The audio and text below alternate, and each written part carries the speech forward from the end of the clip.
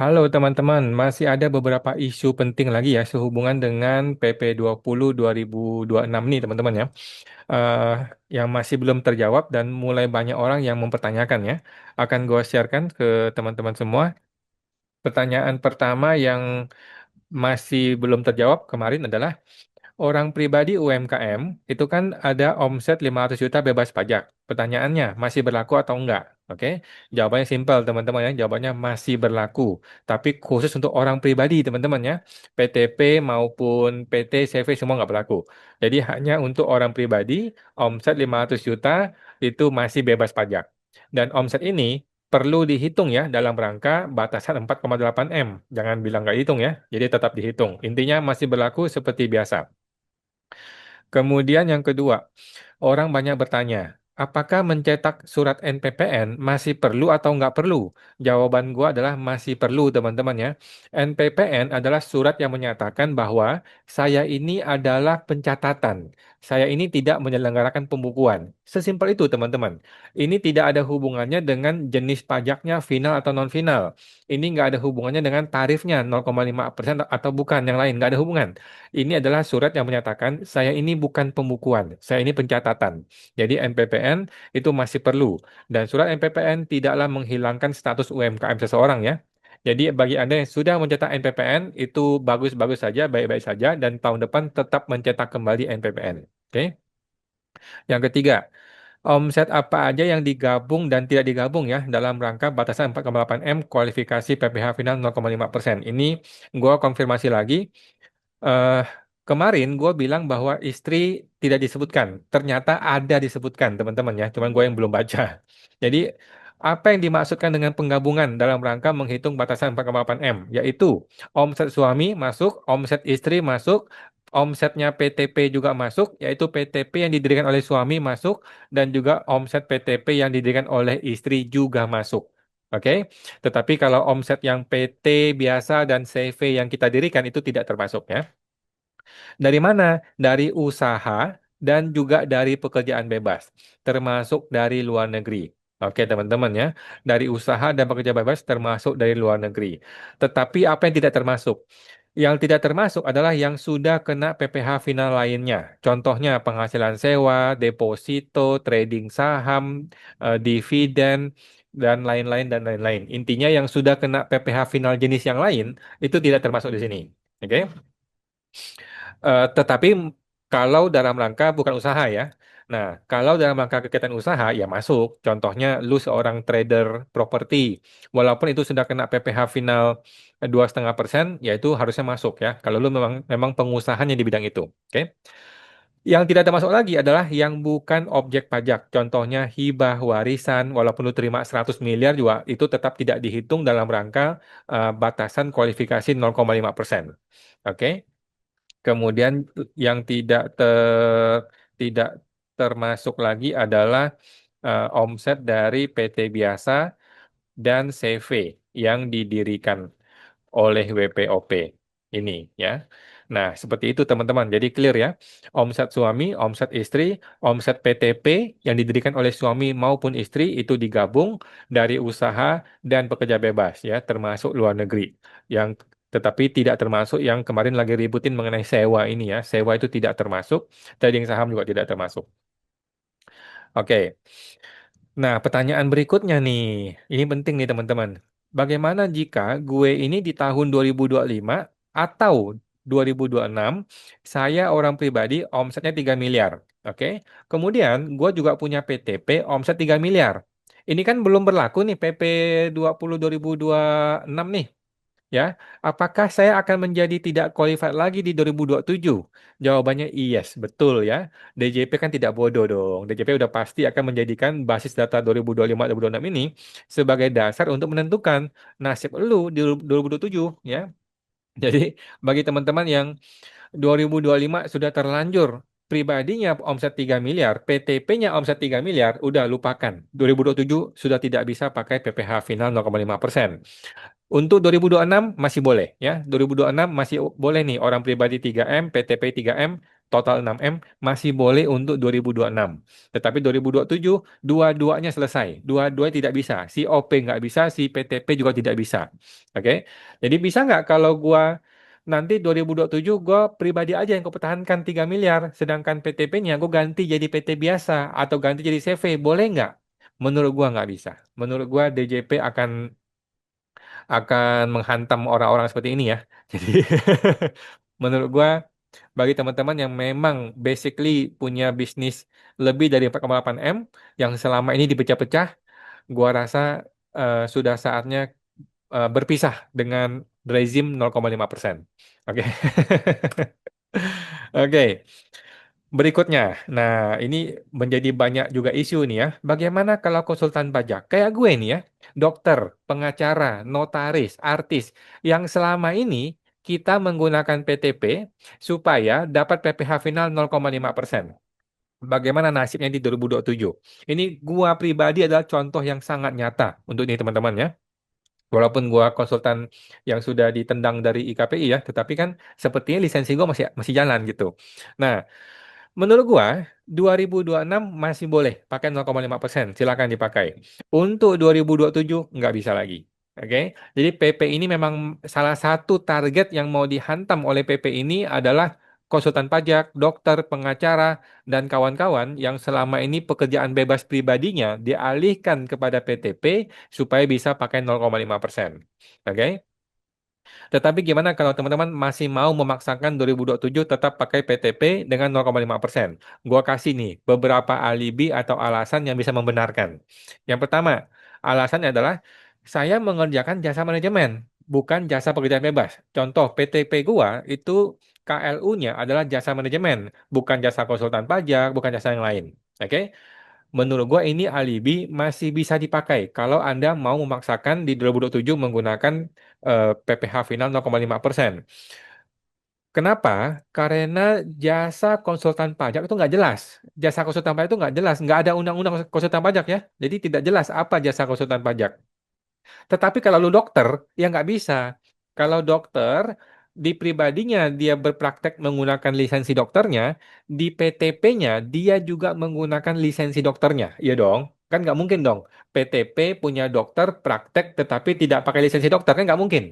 Jadi menurut gua yang sudah jelas lisensinya itu melekat kepada si pribadinya dan lisensi itu wajib dimiliki untuk dia berpraktek, maka PTP tidak bisa jadi jalur selamat untuk dokter, udah nggak bisa. Pengacara masih abu-abu. Kalau pengacara dia boleh mengatakan ketika gua di PTP dapat income, gua tidak memberikan legal service, bukan jasa legal gitu ya, jasa yang lain, contoh jasa manajemen gitu. Masih abu-abu. Kalau konsultan pajak lebih abu-abu lagi, karena konsultan pajak nggak ada undang-undangnya, bukan sebuah profesi yang resmi, tidak jelas gitu ya. Jadi masih bisa dijadikan alasan ya. Nah, namun untuk diri gue sendiri, gue masih akan pikir-pikir untuk 2027 bagaimana ya. Bagaimana strateginya 2027 masih ada 6 bulan kita pikirin caranya gimana. Oke.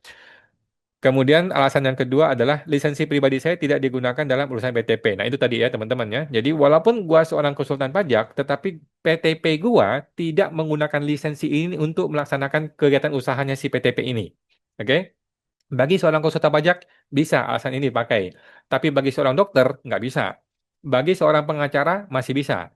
Nah, intinya adalah ketika lu berpraktek di PTP-nya, lisensi ini melekat apa tidak melekat? Lisensi ini butuh atau nggak butuh? Kalau nggak butuh masih boleh, gitu ya. Masih bisa jadi alasan masuk gua. Kalau dokter ya nggak bisa, mohon maaf.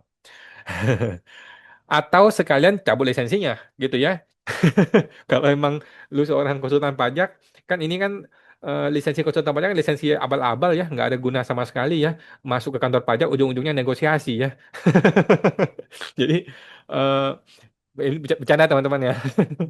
Jadi kalau emang betul-betul mau bersih, betul-betul mau pakai 0,5%, ya buang lisensinya, cabut aja udah nggak usah gitu. Toh nggak kepake juga. Tetapi kalau seorang dokter nggak bisa, seorang pengacara nggak bisa, karena kalau pengacara cabut lisensi, lu hilang, nggak bisa beracara di pengadilan, ya kan? Kalau khususnya pajak, ya tinggal diatur aja lah ya. Oke, gitu teman-teman ya. Pendapat gue seperti itu.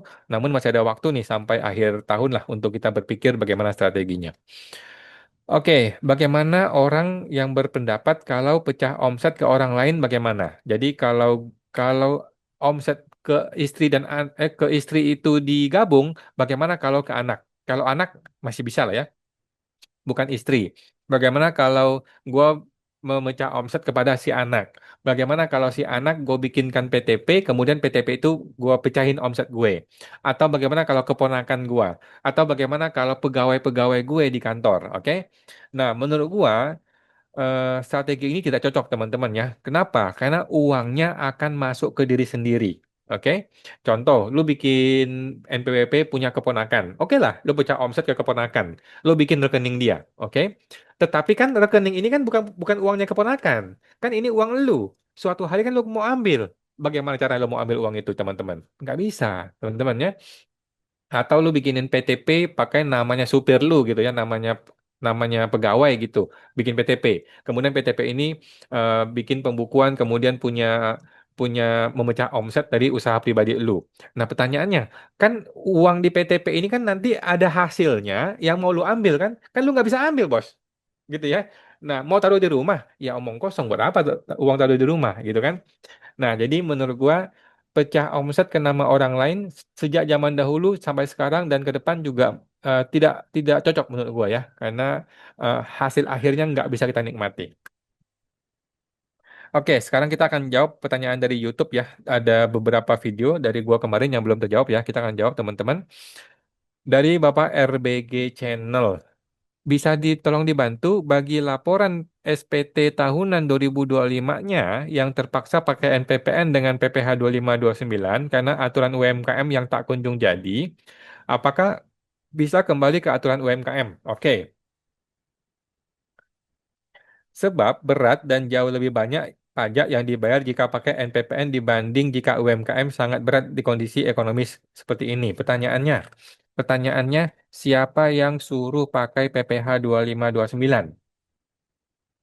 Purbaya ya sudah bilang pakai PPh final 0,5% sampai Desember 2029 gitu loh. DJP sudah menjamin pakai PPh final 0,5%. Jadi kenapa lu masih bawel, masih ngeyel mau pakai PPh umum? Kenapa itu? Gitu ya. Jadi wajib pajak tuh jangan tolol-tolol amat menurut gua. Bercanda ya. Jadi jadi eh oke. Nah, jadi yang kedua gini, jika ternyata itu adalah saran dari AR atau petugas pajak, maka boleh menjadi alasan, ya, boleh menjadi alasan bahwa saya salah dapat edukasi. Sehingga saya akan kembali pakai 0,5% di tahun 2026 ini dan seterusnya, gitu ya. Seperti itu. Jadi menurut gua sih paksain aja Pak, tetap pakai 0,5%.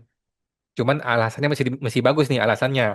Jangan sampai sok-sok pinter sendiri pakai PPh 25, kemudian mau balik ke PPh final. Ya nggak bisa. Sekali orang menggunakan PPh umum, sudah tidak bisa kembali pakai PPh final 0,5%. Kecuali lu punya alasan. Itu AR gue yang suruh tuh yang brengsek tuh, gitu kan. Itu si kepala kantor yang salah. Ya udah bisa pakai alasan itu ya. Oke, Bapak Eka. Terima kasih kok. Semoga keadilan pajak segera terwujud.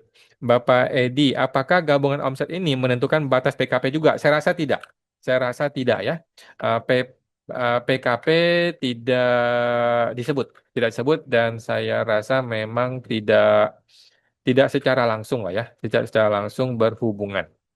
Jadi orang nggak bisa jadi PKP hanya gara-gara omset suaminya 3M, omset istri 3M. Nggak bisa, gua rasa nggak. Atau PTP-nya ya.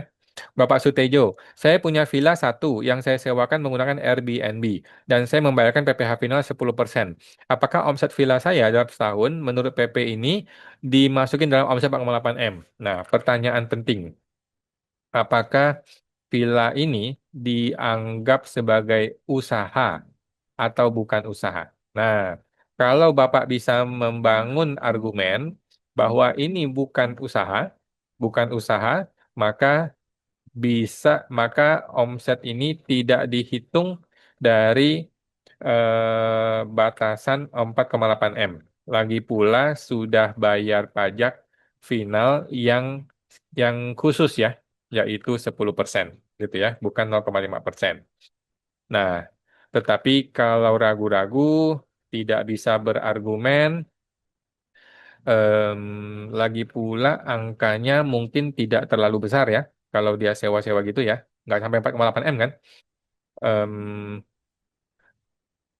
Boleh saja digabung. Nah, supaya lebih aman gitu lah ya. Nah, begitu sih Pak. Bapak Basun Fit, kapan bisa urus untuk mendapatkan suket? Nah, ini belum tahu. Ini belum tahu ya. DJP juga masih masih bingung di internalnya gitu loh ya. Gimana mengenai suket nih? Gimana dengan suket yang sudah terbit kemarin di tanggal 1 Mei contohnya, padahal dia CV atau PT? Atau gimana kalau orang yang belum terbit suket gara-gara 2 tahun didiemin sama Sri Mulyani gitu ya? Nah, ini belum jelas. Intinya sih bisa. Intinya bisa menggunakan 0,5% untuk orang pribadi dan PTP. Mengenai dipotong PPh tiga oleh lawan transaksi, ya udahlah dipotong, nanti dihangusin aja lah. Mengasih penjelasannya Pak Awan, sama-sama Pak Bernard. Lanjut Pak Verson, saya punya usaha sewa mobil dan punya beberapa unit gudang di sebuah komplek pergudangan yang saya sewakan ke PT milik orang lain. Selama ini saya bayar 0,5% untuk omset usaha sewa mobil dan dipotong 10% untuk sewa gudang. Apakah sekarang untuk sewa gudang saya tetap dipotong final 10% dan betul sewa gudang tetap 10%. Dan omset itu kemudian dimasukin dalam hitungan 4,8 M. Hmm, hmm. Jika iya, apakah saya harus membayar lagi PPh 0,5% untuk omset sewa gudang tersebut? Tidak perlu bayar lagi 0,5% untuk sewa sewa gudang itu. Nah, sekarang pertanyaan lagi nih, pertanyaan penting nih. Nah, apakah gudang itu adalah kegiatan usaha atau bukan? Ya, apakah sewa gudang itu ya? Nah, kalau Bapak mau omset sewa gudang tidak dihitung dalam gabungan omset, maka perlu membangun argumen bahwa gudang itu adalah investasi saya, bukan kegiatan usaha saya. Itu, Pak. Jadi intinya ini kembali ke pembuktian, kembali ke argumentasi. Lanjut, Bapak Bibit, 4,8 miliarnya ini sudah makin kecil zaman sekarang. Usaha sekarang marginnya makin tipis, tidak seperti zaman dahulu. Oke. Betul banget kata Pak Yudi ya. Nggak lama lagi rupiah kita udah kayak uang Zimbabwe, langsung terlampaui semua omset 4,8 M. Jual pupuk aja sebulan omset 400 juta sebulan. Kalau harga pupuk sekarung 1 juta, cuma jual 14 karung sehari udah lewat tuh omset, belum jual barang lainnya. Oke. Bapak G Android sewa yang termasuk usaha dan seterusnya, apa ciri bahwa suatu sewa adalah usaha atau investasi? Ciri sewa usaha adalah dia beli sepetak tanah luas, terus dibangun dengan kotak-kotak dengan petak-petak pintu ya, dengan petak-petak kecil, banyak pintu. Nah, dan memang diniatkan untuk disewakan sejak awal gitu ya. Nah, ciri sewa investasi adalah dia beli tanah bangunan, tanah bangunan eh, karena kelebihan uang saja, tidak diniatkan untuk dipercantik dan disewakan gitu loh. Oke. Nah, kebetulan nanti ada yang sewa gitu ya. Beda ya, beda mindset teman-teman ya, beda niatnya. Apa mens reanya beda. Apakah jika usaha sewa itu karena ada badannya? Enggak juga ya. Enggak juga harus ada badannya. Jika usaha sewa itu harus ada badannya, nggak bisa dong hanya karena niatnya. Gimana? Mohon infonya. Jadi menurut gua ini memang akan menjadi gray area ya, gray area dan perdebatan tiada akhir. Saya pribadi lebih cenderung bahwa sewa di pribadi itu bukan termasuk usaha, jadi tidak perlu digabung dalam hitungan omset. Kalau gua pribadi begitu teman-teman ya. Tetapi kalau DJP ya nggak tahu beda beda konsep nggak tahu ya. Oke, seperti itu untuk yang video ini. Kemudian video berikutnya udah jelas cuma sampai 2026 dibilang sampai selamanya ya. Untuk OP dan PTP selamanya. Bukan 2026 saja ya. Salah salah baca atau kurang paham baca. Lanjut. Kok pecah omset dengan daftar NIB yang berbeda, nama pemiliknya berbeda, divisinya dibuat berbeda. Misalnya restoran bagi penjualan online seperti seafood, GoFood dan lain-lain berbeda, merchandise berbeda, apakah diperbolehkan selama bukan satu kakak suami istri? Bukan satu kakak suami istri. Maksudnya nama anak atau keponakan gitu? Ya boleh-boleh saja sepanjang bukan istri dan bukan PTP punya sendiri ya dan bukan PTP punya istri. Namun yang jadi masalah adalah uangnya nanti gimana gitu ya. Hasil usahanya gimana? Kayak itu uangnya Anda, tapi pakai namanya keponakan, ntar gimana? Nah, Bapak Andi Gunawan, kok saya mau tanya kalau PPh final 0,5% dipermanenkan, apakah NPPN yang sudah diajukan tetap diajukan setiap tahun? Jawabannya iya. NPPN tetap perlu seperti biasa. Saya sudah mengajukan MPPN 2026, tapi saya tetap menggunakan 0,5%. Apakah tahun selanjutnya, 2027, saya harus mengajukan MPPN lagi? Iya, 2027 dan seterusnya tetap perlu ajukan MPPN. Ya, tidak mempengaruhi status 0,5%. Oke, lanjut. Kalau suami karyawan, istri UMKM dan gabung lapor SPT, apakah yang istri tetap tetap tinggal dilaporkan final. Jawabannya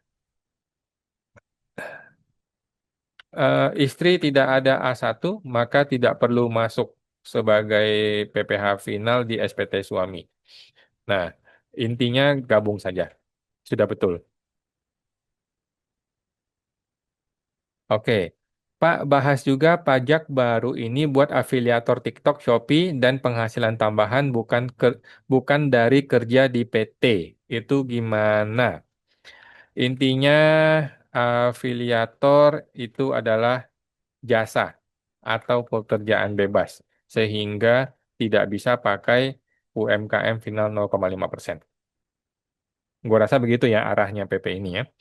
Poin bukan jasa pekerja bebas, maksudnya bagaimana ya, Mohon penjelasan. Kemudian, oke, pekerjaan bebas contohnya adalah dokter, agen asuransi, pengacara, konsultan, artis, apalagi tuh, influencer, dan lain-lain, dan sejenisnya ya. Kemudian apabila WP dan istri adalah karyawan, apakah gaji ikut dihitung? Jawabannya, kalau karyawan nggak ada urusannya dengan PPh final 0,5%. Jadi nggak masalah ya. Nah, gaji pada dasarnya tidak terhitung sebagai gabungan omset. Undang-undang itu disetujui DPR, statusnya lebih tinggi daripada peraturan pemerintah. Secara tata negara, PP yang membatalkan undang-undang akan gugur demi hukum. Nggak bisa, nggak ada. Eh, di negeri Konoha tidak ada PP yang batal demi hukum. Ya, harus diajukan dahulu permohonan pembatalan yang pasti akan ditolak ya. bisa dibawa ke MK. Mohon maaf, mohon maaf nih ya, MK tidak tidak mengurusi PP ya. Nah, MK hanya mengurusi undang-undang, gitu. Kalau undang-undang, kalau UU sudah benar, maka MK tidak ikut campur. Nah, kalau PP yang salah, maka PP ini perlu diajukan judicial review ke MA, Mahkamah Agung. Dan lo tahu sendiri dong Mahkamah Agung seperti apa ya. Bapak Detik Killer. Kalau hasil utamanya UMKM plus ada pendapatan jasa pekerja bebas, jadi hitungnya gimana? Untuk em, untuk menentukan kualifikasi boleh atau nggak boleh pakai UMKM final 0,5%. Nah, itu adalah gabungan ya, gabungan jualan plus pekerjaan bebas. Nah, untuk jualannya itu pakai PPh final 0,5% bayar pajaknya. Kemudian untuk pekerjaan bebas gunakan norma. Oke, kira-kira begitu. Kalau misalkan CV da- sudah PKP, sudah mau di NE kan, apakah masih bisa pakai final omset di 4,8 M? Untuk 2027 itu tidak bisa. Untuk 2026, jika dia masih, jika jika CV ini masih ada kuota dari 4 tahun sesuai PP 55 2022, maka masih boleh. Untuk 2026 saja ya. Kemudian Bapak Yahya, ada yang mengatakan PP ini tidak berlaku untuk yang jangka waktunya sudah habis. Bagaimana? Salah. OP dan PTP selamanya berlaku. Oke. Pemerintah kurang waras batas 4,8 M itu tahun berapa? Harga emas masih berapa? USD masih berapa? Sekarang rupiah aja udah nggak ada harganya. Inflasi udah luar biasa, batas nggak berubah. Ini sama aja menjaring ikan teri di sungai. Saking butuh duit, rakyat saja dibuat sulit. Bakal kering kerontang uang di bawah. Jangan harap bisa bersaing sama Vietnam nonsense. Oke. Kok nggak semua orang paham masalah pajak. Itu yang jualan di pasar-pasar, ganti presiden, ganti menteri, pasti ganti lagi aturannya. Oke, ya begitulah Pak. Oke, seperti itu teman-teman ya. Gua rasa udah cukup clear ya semuanya. Em, Kayaknya nggak ada isu lagi ya. Sejauh ini cuma berputar-putar di situ aja teman-teman ya. Oke, sampai jumpa. Semoga terbantu.